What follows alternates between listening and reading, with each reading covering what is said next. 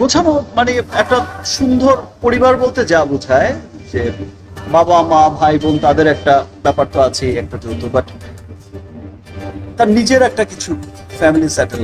সম্প্রতি একটি অনুষ্ঠানে উপস্থিত ছিলেন চিত্রনায়ক শাকিব খান।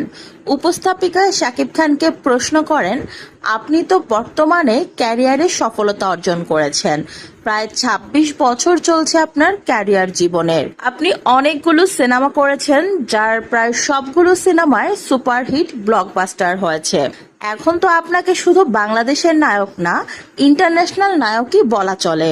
আপনি সুপারস্টার, সেই সাথে নিজের নামের সাথে যুক্ত করেছেন নতুন তকমা মেগা স্টারের। তবে আপনার পারিবারিক জীবন সম্পর্কে জানতে চাই, আপনি সংসার শুরু করছেন কবে থেকে? এরকম প্রশ্ন শুনে হেসে ওঠে মেগাস্টার শাকিব খান।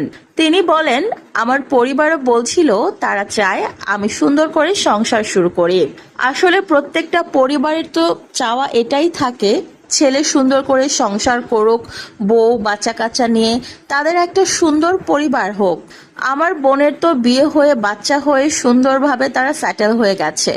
এখন আমার বাবা মাও চাচ্ছে আমিও সেটেল করে ফেলি। বাবা মায়ের এত কথা শুনে বর্তমানে আমিও সিদ্ধান্ত নিয়েছি বুবলিকে নিয়ে আবারও সুন্দর করে গুছিয়ে সংসার শুরু করব। আসলে বয়স তো অনেক হলো, বাবা মায়ের ইচ্ছেটাকেও প্রাধান্য দেওয়া দরকার।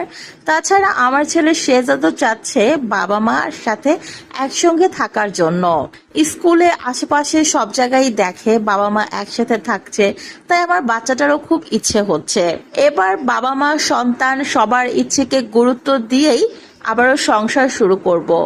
সামনে ঈদে বেশ কিছু সিনেমা হাতে আছে, সেগুলো সুন্দর করে একটু গুছিয়ে নেই, তারপরেই সবকিছুর নতুন করে সূচনা হবে।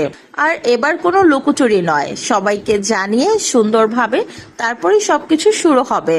শাকিব খান আরো বলেন, বাবা মায়ের তো বয়স হয়েছে, তারা চাচ্ছে ছেলেকে সংসারী হিসেবে দেখতে। ছেলের সফলতা দেখে ফেলেছে, এখন ছেলের সংসার জীবনেও সফলতা দেখতে চায়, এই আর কি। উপস্থাপিকা বলেন, সেজন্যই কি তাহলে আপনারা আবার দ্বিতীয় সন্তান নিচ্ছেন? সেই কারণেই বুবলি কি আমেরিকা গিয়েছে সন্তান জন্ম দেওয়ার জন্য?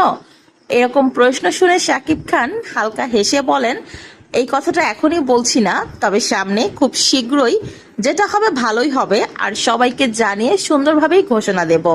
জীবনের শুরু থেকে যেটা আমার ইচ্ছে ছিল, আমার সন্তানকে যেভাবে প্রেজেন্ট করতে আমি চেয়েছিলাম, এবার যদি কিছু হয়ে থাকে সেভাবেই হবে, তবে আপনাদের একটু ধৈর্য ধরতে হবে।